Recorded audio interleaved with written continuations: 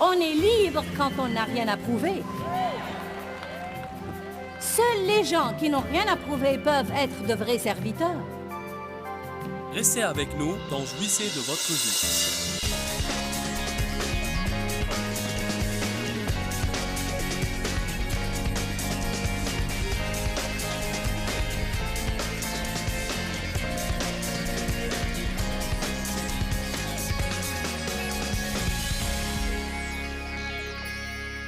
Comprenez cela aujourd'hui. Certains d'entre vous doivent sortir d'ici et commencer à bénir leurs ennemis.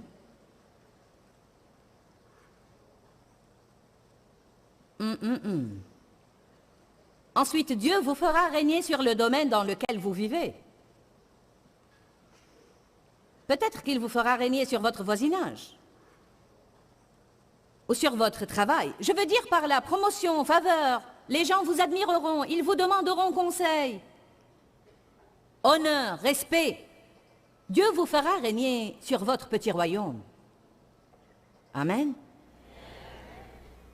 Charlie et Gilles pourraient être les meilleurs conducteurs de louanges au monde, mais ils auront toujours peut-être à pardonner à leurs ennemis et à bien traiter ceux qui les ont maltraités.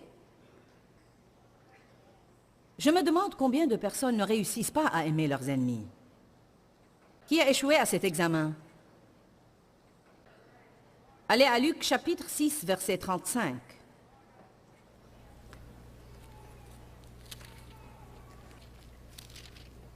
Mais aimez vos ennemis. Soyez gentils avec eux, faites-leur du bien et rendez leur service. Faites-leur des faveurs pour que quelqu'un en profite et donnez et prêtez sans rien attendre de retour. Quand vous faites du bien aux gens, que ce ne soit pas dans le but d'avoir quelque chose en retour.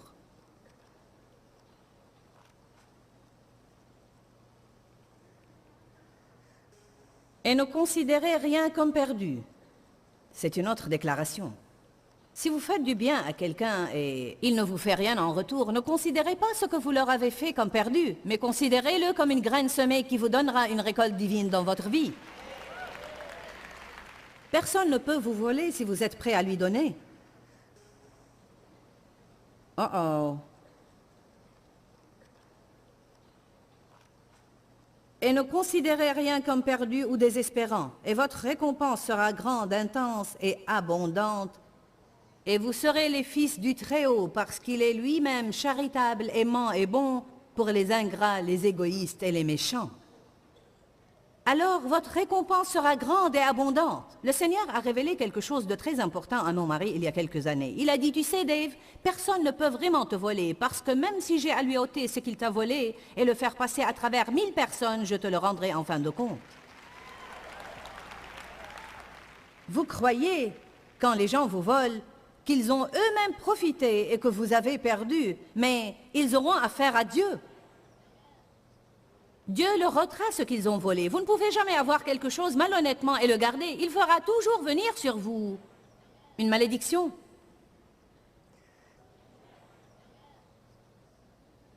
Une des libertés principales dont la personne qui n'a rien à prouver jouit, c'est la liberté d'aimer ses ennemis. Qui sont nos ennemis? Ce sont tous ceux qui abusent de nous et nous maltraitent, qui nous font sentir que nous sommes bons à rien ou qui sont impolis envers nous. Ceux qui ne satisfont pas nos besoins émotionnels, ne nous encouragent pas, ne nous comprennent pas et agissent comme si nous n'avions pas de sentiments. Ceux qui nous jugent, nous critiquent ou font des commérages sur nous, ceux qui rapportent nos secrets. Je hais ça. J'en ai vraiment marre d'essayer de trouver des personnes dans ce monde à qui je pourrais confier mes secrets sans qu'ils ne les rapportent. Je veux être entouré de personnes qui soient tellement loyaux que je ne serai pas dans l'obligation de leur dire « ne dites ça à personne ». C'est quelque chose qu'on devrait savoir. On ne rapporte pas les histoires des autres. Les profiteurs, les dominateurs et les manipulateurs sont nos ennemis, ceux qui prennent de nous et ne nous donnent rien en retour. Mais rappelez-vous que quand je sais que je n'ai rien à prouver, je peux aimer tout le monde sans me soucier de ce que je vais avoir en retour. Quand nous donnons par amour à ceux qui sont considérés comme nos ennemis, ce qu'ils ne sont pas prêts à nous donner, Dieu nous récompensera. Rappelez-vous que j'ai dit hier, nous passerons dans des périodes où nous aurons à traiter les gens bien pendant longtemps avant qu'ils ne commencent à bien nous traiter. Et où nous aurons à faire ce qui est juste pendant longtemps avant de commencer à récolter ce qui est juste. Pour moi, c'est un des secrets de la vie du royaume de Dieu. Nous n'allons pas faire ce qui est juste une fois et obtenir des résultats glorieux. Vos finances ne vont pas changer radicalement pour avoir donné une seule dîme ou une seule offrande. Vous serez mis à l'épreuve, vous aurez à donner encore et encore et encore et encore et encore. Et écoutez le diable vous crier à l'oreille, ça ne marche pas, c'est stupide, ça ne vous mènera nulle part. Vous devez lui dire, tais-toi, je vais faire ça jusqu'à ce que Jésus revienne. C'est à ce moment-là que vous commencez à obtenir des résultats, quand vous vous calmez et vous dites, peu importe si j'obtiens des résultats. En fait, je ne fais pas ça pour obtenir des résultats, je le fais pour obéir à la parole de Dieu, et je le fais pour honorer Dieu, et je crois que je vais obtenir des résultats, et je vous dis que même si ça n'arrive pas, je ne vais pas renoncer. Bonne déclaration. Nous faisons trop pour avoir quelque chose en retour, et pas suffisamment tout simplement parce que c'est juste. Je dois répéter cela. Nous faisons trop de choses juste pour avoir quelque chose en retour et pas suffisamment parce que c'est juste.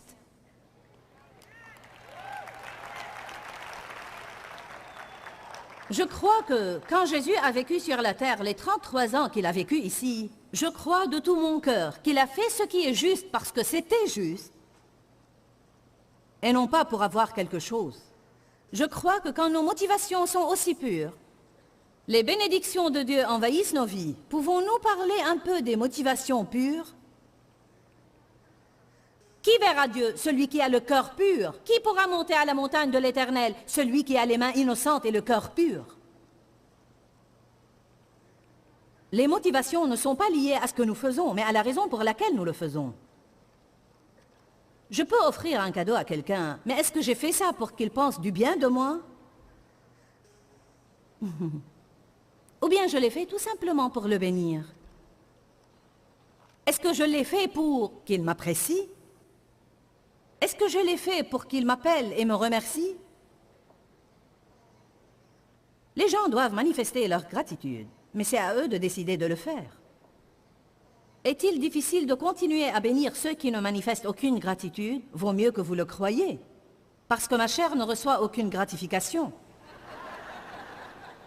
Dieu me mettra-t-il à l'épreuve dans ces domaines? Oui, absolument. Je crois que le Seigneur met au moins une personne dans votre vie et il vous attribue la tâche de lui être une bénédiction, alors qu'elle ne vous fera absolument rien qui fera plaisir à votre chair. La plupart d'entre vous peuvent deviner maintenant qui est la personne qui leur est désignée.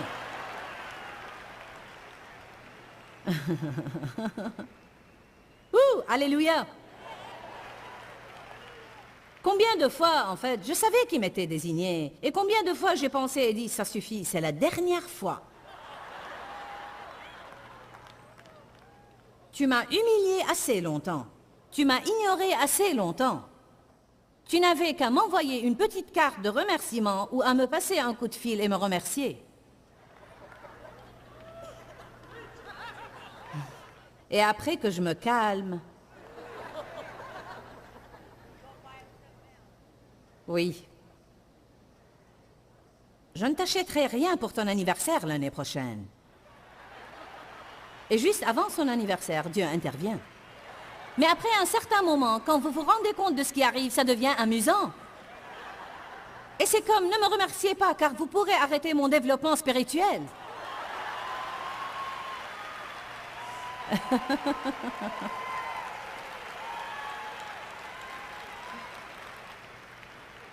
Ouh!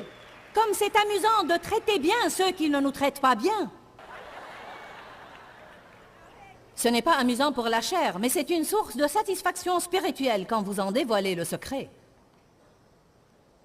On est tellement libre quand on n'a rien à prouver. Amen. Et les motivations, parlons maintenant des motivations. Dans Luc 14, la Bible dit, « Lorsque vous donnez un festin, n'invitez pas vos amis ni vos parents. » C'est vrai. Pourquoi il vous dit de ne pas les inviter? De peur qu'ils vous invitent de retour. Il dit, invitez des pauvres, des estropiés, des boiteux, des aveugles, des personnes qui ne possèdent rien, parce qu'elles ne pourront jamais vous rendre l'appareil. Luc 14, 12, 14. Je ne crois pas que cela signifie que nous ne pouvons jamais inviter un ami ou un parent à un festin, mais je crois qu'il y a un principe là. Pourquoi vous faites les choses de la façon dont vous les faites? Nous devons si souvent dans notre vie chercher intentionnellement à nous positionner de sorte à faire du bien à ceux qui ne peuvent rien nous donner en retour, parce que cela aide à purifier nos motivations.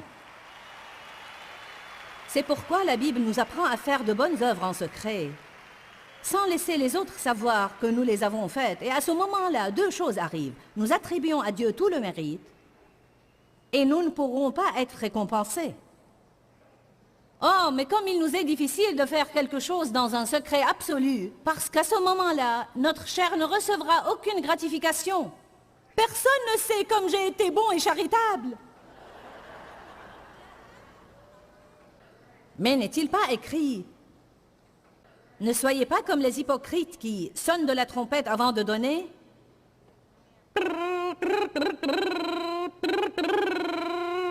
Regardez-moi, je vais être généreux.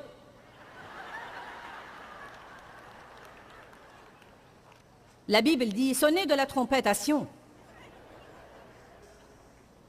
Vous n'avez pas aimé ma trompette? Motivation.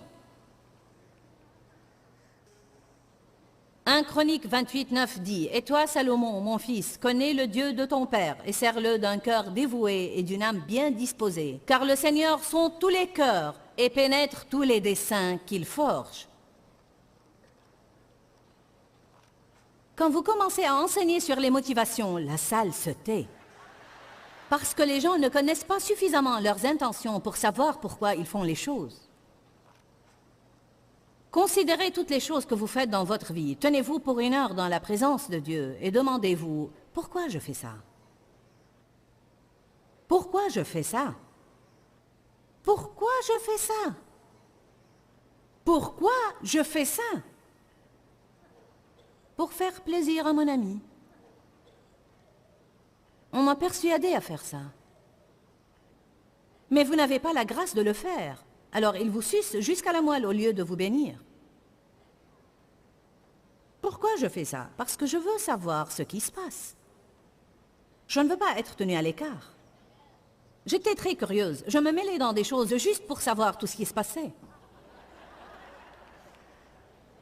Parfois, nous devons nous demander pour quelles raisons nous quittons certaines églises. Je sais qu'il y a des fois où Dieu nous appelle à aller dans d'autres églises.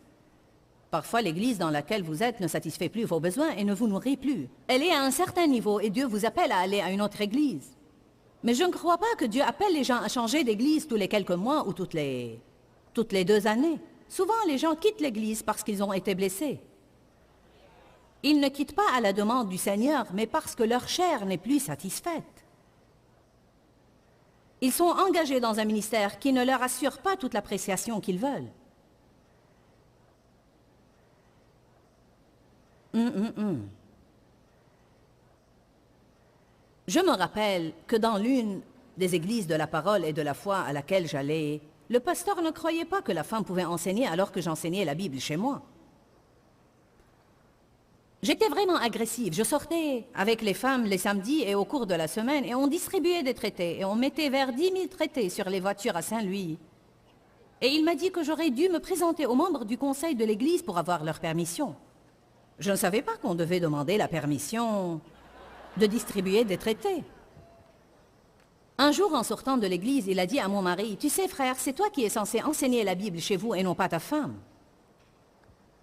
Alors, nous sommes rentrés chez nous et Dave a commencé à enseigner la Bible alors que j'essayais de me taire. Et vous voyez que ça n'a pas marché.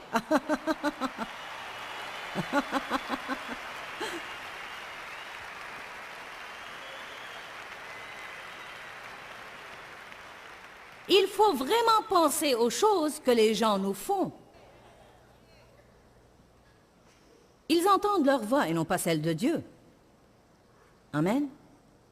Puis j'ai commencé à apprendre que j'avais un pouvoir sur les démons et que je pouvais chasser les démons. Et ce pasteur ne croyait pas à tout ça. Et quand il a appris que j'étais occupé à chasser les démons,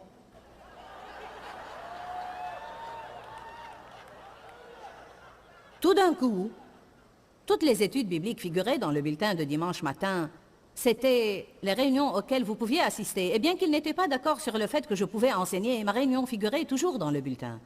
Et tout d'un coup, quand il a découvert que je chassais des démons, elle a disparu. Et c'était comme s'il disait ouvertement, « Je n'accepte pas ce qu'ils font, n'allez pas là-bas. Vous ne savez pas, après que toutes ces choses ont eu lieu, combien je voulais vraiment aller à une autre église. Béni soit Dieu, je ne vais pas rester ici. Je ne suis pas apprécié. Je suis embarrassé. Je remercie Dieu de nous avoir mis à cœur, même en ce temps-là où nous ne connaissions pas bien la parole, que nous ne pouvions pas quitter l'Église, alors que nous nous débattions dans nos cœurs. Parce que comme nous avons quitté, nous allons entrer la prochaine Église. Vous feriez mieux de rester et d'aimer vos ennemis et d'attendre que Dieu vous libère. Et le moment est venu où Dieu nous a libérés en disant « Il est temps que vous partiez d'ici ». L'Église était morte en ce temps-là, mais elle n'existe plus maintenant. Elle avait un grand potentiel. En fait, les meilleurs dirigeants dans l'Église aujourd'hui étaient dans cette Église en ce temps-là. Et ça me fait de la peine de penser à ce qui aurait pu arriver là-bas. Mais parce que le pasteur voulait dominer au lieu de guider, il y a une différence entre le fait de guider les gens et celui de les manipuler et de contrôler leur vie. Amen. Mais je voulais vraiment partir, quitter cette Église. Ça ne faisait pas partie de mon message aujourd'hui, mais je crois que certains d'entre vous ont vraiment besoin de ça. Peut-être que vous voulez quitter votre Église ou que vous l'avez déjà fait. Peut-être que tout simplement vous ferez mieux de vous calmer et d'aimer les gens tels qu'ils sont et de voir ce que Dieu va vous dire. Laissez vos émotions se calmer, ensuite décidez. C'est une bonne déclaration. Laissez vos émotions se calmer et ensuite décidez. Et si c'est nécessaire, ravalez votre fierté, revenez à l'église que vous avez quittée d'une mauvaise façon et dites au pasteur, « J'ai quitté cette église avec une mauvaise attitude et je veux que tu me pardonnes. » Eh bien, je ne peux pas faire ça. Si vous pouvez, si vous voulez remporter la victoire dans votre vie, humiliez-vous et Dieu vous aidera.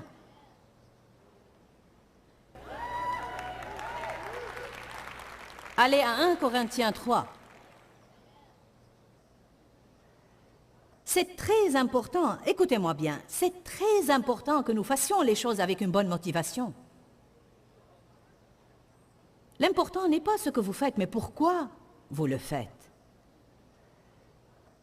On en revient à « Seigneur, révèle-moi la vérité de moi-même ». Amen. Oh, Dieu, je déteste admettre que je t'ai offert un cadeau parce que j'essayais de compenser quelque chose que je n'ai pas fait. Et j'ai cru que tu étais un peu en colère contre moi, et je confesse que ceci n'était qu'un apaisement. Ce n'est même pas une bonne motivation. Je répète encore une fois. J'ai dit, parfois nous ne faisons pas ce que Dieu nous demande de faire. Nous ne traitons pas les autres de la façon dont Dieu veut que nous les traitions, alors que nous nous sentons coupables, et au lieu de faire ce que Dieu nous a demandé de faire, nous leur faisons un cadeau comme un sacrifice pour apaiser les choses. Mais le jour du jugement montrera clairement la qualité de l'œuvre de chacun et la rendra évidente. En effet, ce jour sera comme un feu, et ce feu éprouvera et testera l'œuvre de chacun pour en révéler sa véritable nature. Alors nos œuvres ont une nature.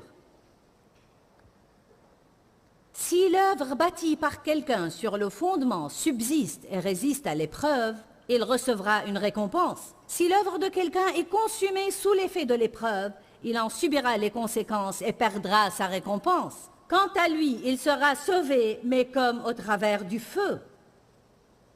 Voici ce que je comprends de cette écriture. Nous allons tous nous présenter devant Jésus, qui est représenté dans l'Apocalypse, comme ayant les yeux comme une flamme ardente. Et ces yeux vont examiner nos œuvres, et non seulement les regarder, mais les examiner. Et il verra la nature et la valeur de chacune d'entre elles. Il verra si c'était des œuvres pures faites avec de bons motifs, non pas dans le but de recevoir, mais de donner. Allez maintenant. Et si notre œuvre était impure, elle sera brûlée tout de suite. Fini. Je me demande combien de personnes vont être foudroyées car elles croyaient qu'elles étaient un des piliers de l'Église. Et elles ont passé toute leur vie à faire de bonnes œuvres avec une attitude pharisaïque en jugeant les autres. Mais quand elles passeront devant les yeux en flammes, même si elles vont entrer discrètement à travers la porte de derrière du ciel, elles n'auront aucune œuvre de valeur parce qu'elles ont été toutes brûlées. Laissez-moi vous donner quelques autres idées. Je ne vais pas rentrer dans les détails, mais je vais juste les mentionner. Ceux qui n'ont rien à prouver sont libres de la tyrannie du fait de plaire aux hommes. L'amour est simple parce qu'il s'engage à donner. Prendre est compliqué. Il requiert du travail, des préméditations et de la connivence. Jésus ne s'intéressait pas aux opinions des hommes. Il était libre du fait de plaire aux hommes. Il disait, peu importe ce que vous pensez. N'aimez-vous pas ça? Êtes-vous ceci et cela? Tout ce que vous voulez. Ceci n'est-il pas cool? Ah non, vous avez mal compris. Laissez-moi vous dire comme je suis merveilleux. N'en avez-vous pas marre d'essayer de prouver aux gens que vous avez une bonne attitude et de vous défendre? Je prie pour pouvoir grandir suffisamment dans mon cheminement avec Dieu de telle façon que je n'aurai jamais à essayer de me défendre ou de dire aux gens qu'ils m'ont mal compris. Je veux en arriver au point où je pourrai dire ce que Jésus a dit, peu importe. Vous savez pourquoi? Parce qu'il savait qu'à la fin, Dieu va prouver qui a raison et qui a tort. Il savait que son Père Céleste allait le justifier, qu'il n'avait pas à se justifier et qu'il n'avait rien à prouver. On est libre quand on n'a rien à prouver. Seuls les gens qui n'ont rien à prouver peuvent être de vrais serviteurs. Jésus n'avait rien à prouver. C'est pourquoi il a ôté ses vêtements, il a pris un linge et il s'est mis à laver les pieds sales de ses disciples. Il n'avait rien à prouver. Il n'avait pas à essayer de prouver qui il était. Jean 13 dit que Jésus, qui savait qu'il était venu de Dieu et qu'il s'en allait à lui, a ôté ses vêtements, a pris un linge et a lavé les pieds de ses disciples. On ne peut pas faire ça à moins qu'on sache qui on est. Car on ne peut pas faire ce que le monde considère comme des œuvres basses, et si on les fait, on va se sentir mal dans notre peau. J'ai besoin d'une gouvernante. Je ne peux pas faire ce que je fais sans une bonne gouvernante. Ma gouvernante est extrêmement importante pour moi. Cependant, j'avais des gouvernantes dans le passé, et invariablement. Et notre gouvernante maintenant n'est pas comme ça, bien qu'elle l'était un peu au début, mais nous l'avons aidée à surmonter certaines choses. Les femmes viennent et elles sentent qu'elles sont en train de faire un travail modeste et sans valeur. Je suis juste une gouvernante. Je suis juste une maman. Peut-être que tu élèves un Billy Graham.